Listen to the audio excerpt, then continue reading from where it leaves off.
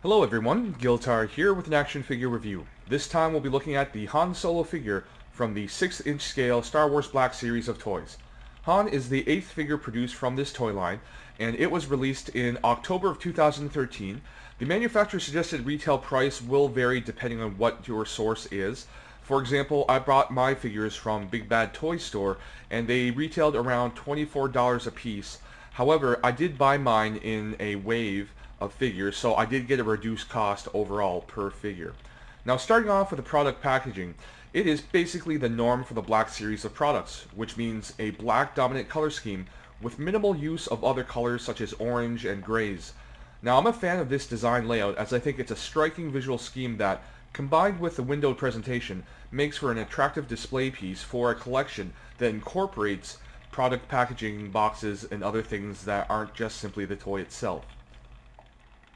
Han comes packaged with a Stormtrooper belt as well as an E11 blaster, which when combined with the belt allows you to recreate the look of the character during the segment of A New Hope when Han, Luke, Chewbacca, and the droids rescue Princess Leia.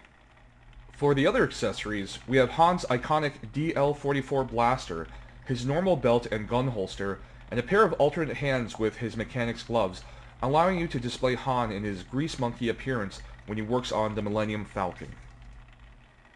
Moving on to articulation, we have a ball joint at the base of the skull, a hinge at the point where the base of the skull meets the neck, swivel in hinge shoulders, elbows, wrists, and hips, a ball joint just above the waist, swivels at the upper thighs, double hinged knees, and hinged rocker ankles.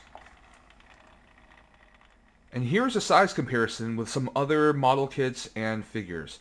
So we have one of NECA's Predator figures.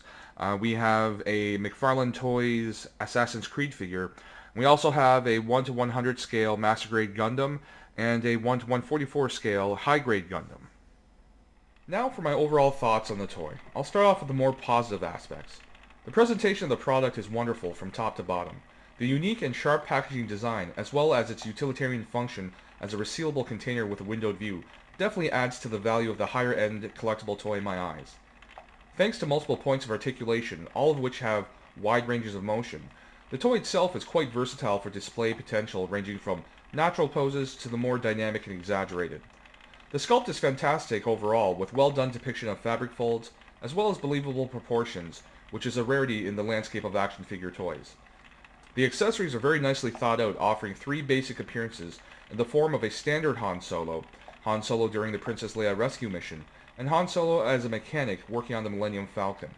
Additionally, the 2 belts that come with the toy are very easy to swap, thanks to a simple but effective use of peg methods of connection. Now on to 2 but notable negative points. While the sculpt itself is overall great, the likeness to the face of Harrison Ford is questionable in my opinion. At certain angles, the likeness is there, but more often than not, it's the clothing, accessories, and even the hair sculpt, rather than the facial features, that make this toy recognizable as Han Solo. Now, while I appreciate the optional hands and the hinge joints that offer more articulation, the pegs themselves that connect the hands to the forearms are quite slight, and while they are made of a softer material which should make them a little more durable, probably PVC, I could see them easily being damaged, especially due to the tendency of the wrist hinges to be very tight straight out of the box. With careful manipulation, you can loosen up the wrist hinges, but it's a bit of a harrowing experience considering the delicate nature of the wrist pegs. So overall, this is actually a really great toy. I think it's a wonderful representation of Han Solo, and despite the issues I see in the face sculpt and the wrist pegs, the positive aspects of this toy far outweigh any negatives.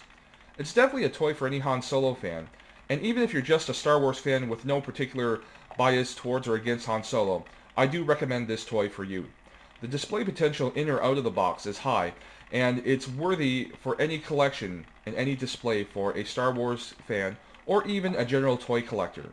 So as always, thank you very much for watching, have yourselves a great day, and I'll see you at the next video.